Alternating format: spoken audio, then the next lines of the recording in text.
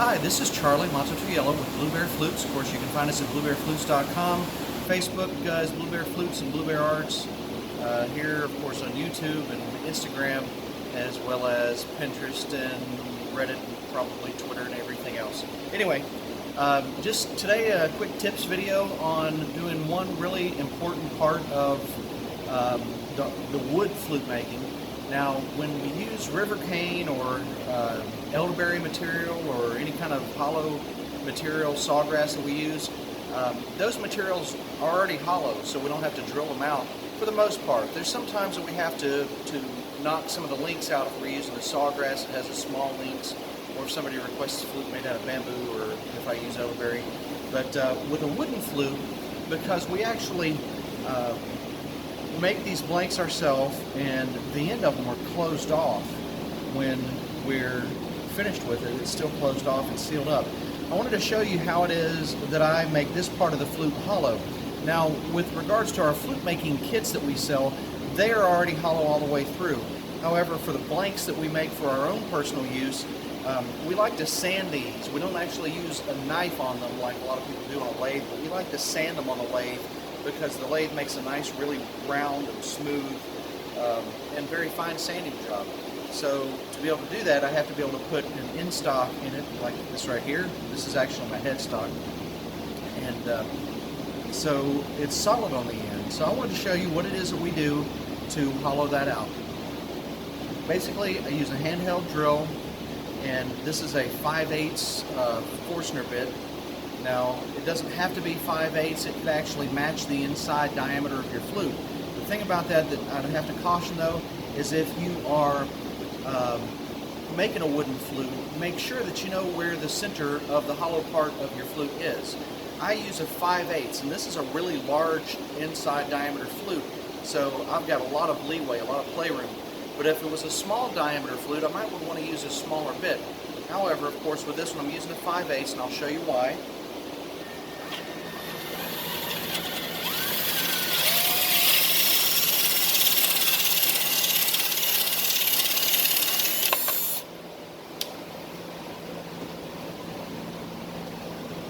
So after I auger that out, and I guess I should probably tell you too, I don't usually use a standard drill bit, because with the end of something round that's hollow, go figure, they sometimes tend to want to break the item. The reason is the round bit, or the standard drill bit, isn't like this Forstner bit. The Forstner bit has basically blades that cut the size of the flute, and they're flush, they're flat. With the standard round bit, this guy here is tapered. It's actually slanted right there and right there. And I have found, in my experience, that if you use even a large one of these to drill down into this part, that it tends to want to pry it apart as it's turning. Whereas a smaller one like this, it wouldn't be any problem. But with a larger standard drill bit, straight bit like this, you will possibly run into some trouble. So that's why I don't do it. I use a Forstner bit, because it drills down like a milling machine. I will be using that drill bit there in just a second on this flute. So this is my rotary tool. I have a sanding drum on the end of it that's supposed to be a 3/4 of an inch. We actually shim our sanding drum up. This probably could make a whole new tips video, because I add a few extra washers on here to keep it from falling off. A lot of times when we're using a sanding drum, we'll use it so much that the sanding drum is still in good usable condition, but it's expanded just a little bit, and it'll slide right off the end of the rotary tool. So I use a couple of extra washers on this, and it'll cause it to expand slightly larger than the original standard size of that sanding band that I've got on there. So it's a little wider than the 3/4 size it's supposed to be, rather, excuse me, not 3/4, 1/2 inch than it's supposed to be, and it's actually getting closer to 3/4, which is the reason I said that. Right now, it won't even fit inside of this 5/8 of an inch hole, so because of the expansion, but that's okay.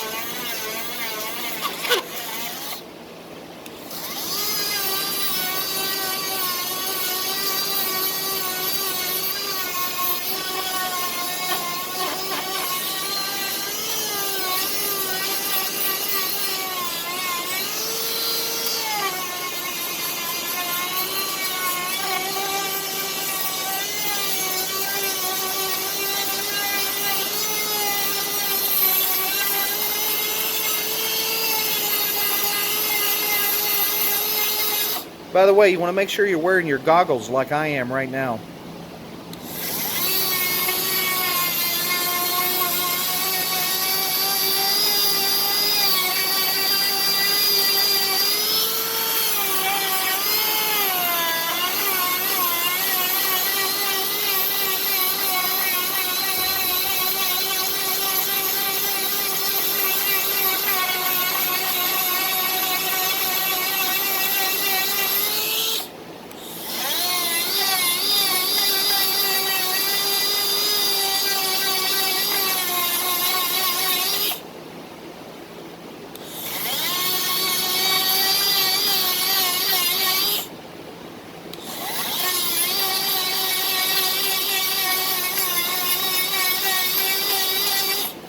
I'm going to go ahead and change gears to a different bit. Hold on just a second.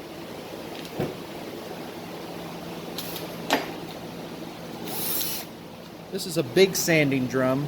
The big sanding drum will do a little more articulate job, but we will have to be kind of careful with it to make sure we follow our lines inside.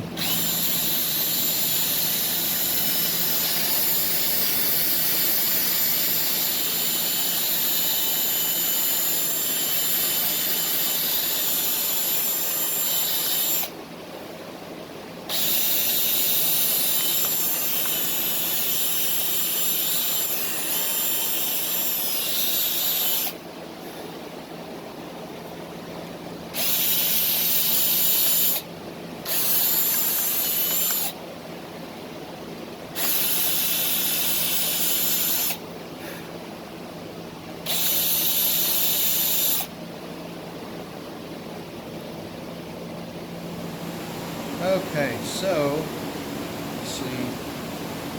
What we have wound up with is a lot of sawdust. I'm going to find some use for that later.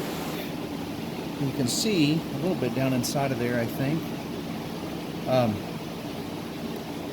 When I said follow the lines, I want to make sure that I sand the inside, little section there where we were originally solid wood and then where it meets the hollow part of the flute. So having said that, we actually had a customer ask, and subscriber I guess, ask why it is that we don't make the flutes longer and just chop off that end piece of wood. Well, I'll start at the beginning. Basically, there are a couple of our flute types like the G and F sharp which are made on the same pattern. And in that particular case, I actually do cut the end of an F sharp off to make it a G, except for the fingerings are different. So I know that gets a little confusing. I know I've probably got one or two laying around here. This is a G right here. I believe it might be an F sharp. I have to check, but it looks like it's a G. So the F sharp fingerings start right about there and go down to about here. And the F sharp flute needs to be about this long.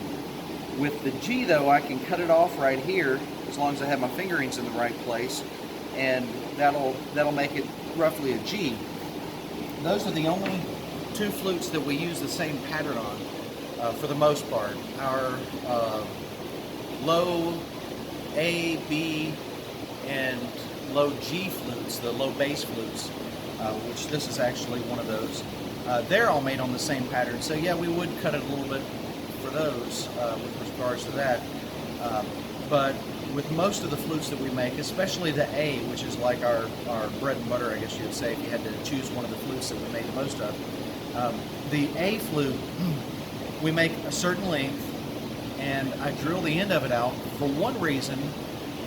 It helps to give us a nice round end on there. So if it was off just a little bit this way or that way, I can sand it and make it look a lot nicer, so that's nice. Another reason I do it is because with as many A flutes as we make, if I always made them long enough to make an A flat out of, or A 432 hertz, which is a popular, requested frequency these days, then I'm going to be cutting that piece off all the time. And then I'm going to eventually start wasting about 1.5 to 2 inches of that particular flute size. And over the years, I probably would have wasted thousands and thousands of foot of board that I could actually have made A flutes out of. So that's one of the reasons. And like I say, with regards to the different frequencies, if I have my wood cut to a length that accommodates an A432 or an A flat,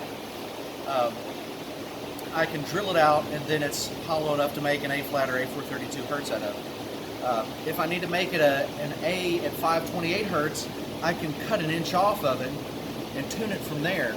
Or if I need to make it an A at 440 and I drill it out, I can sand just a little bit off of it and tune it from there.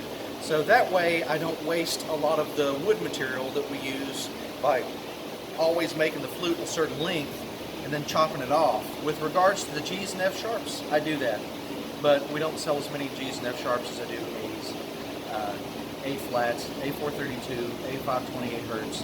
As a matter of fact, those keys there, that A key is really the one that I usually get requests for, 432, 528, and so on. But you can see, like I say, with this particular technique, we wind up with a really nice finished end of a flute, and it goes right into the inside hollow chamber of the flute, and that's that. So I hope that this has answered your question. I think camera person, that has answered most of them, I think, right? So, oh yeah, I was going to drill this out for you too. Maybe there's something else forgetting. 1/4 inch bit. This is my, I know that's the funniest thing because it's such a simple idea, but I promised I would do it, so I want to make sure I follow through. That's going to be my mouthpiece hole. I'm going to eventually burn it out with a 1/4 inch rod, and then I'm going to burn it out with a 5/16 inch rod. If I go straight from the 5/16 in cedar and skip the 1/4 inch burning process, it will actually have a good chance that it will split apart the wood, because forcing a 5/16 rod into cedar is one thing. Like I say, western cedar and pine and any other type of wood, the harder the wood gets, usually the more likely it is to split from forcing too large of a rod in it at one time, so I'll use a smaller one first. But anyway, the 5/16, and I know I've mentioned this in one other video, but since we're here talking about mouthpieces, I'll tell you. For those of you who make flutes and sell them at shows, the 5/16 burning rod that we use, which is like this little guy right here, is after it burns out of that chamber there, it makes our mouthpiece hole. It's actually the same size as a standard commercial 5/16 drinking straw that they sell to most restaurants. You can go and check with the vendor of the 5/16 drinking straw and say, hey, what size is this exactly? Or you can, sample one. Usually they'll have a couple laying around. You can test it to see if it fits your flute. And a lot of people use those drinking straws and cut them into pieces so that a lot of people can test their flutes without changing terms. So anyway, you can watch for cooties. Anyway, I hope this video has helped you guys out a lot. I know we've talked about a couple of different things for just a quick tips video about drilling out the end of the flute. And of course, as always, these videos are inspired by questions of subscribers and customers like yourself. We appreciate you very much. Without you, we wouldn't be here. And of course, as always, if you have any further questions, feel free to shoot us a message here on YouTube. Of course, you can find us on our website. It's probably the best thing to ensure that you get a response quickly. At the bottom of our website homepage, there is a contact form. We also have a subscribe form over there on that page as well. So if you want to receive any of our email updates, we can send those to you. So, hope you guys are doing well and having a good time making and playing Native American flutes. As always, Charlie Mato-Toyela signing out. We look forward to seeing you here again very soon on our website, bluebearflutes.com. Y'all take care.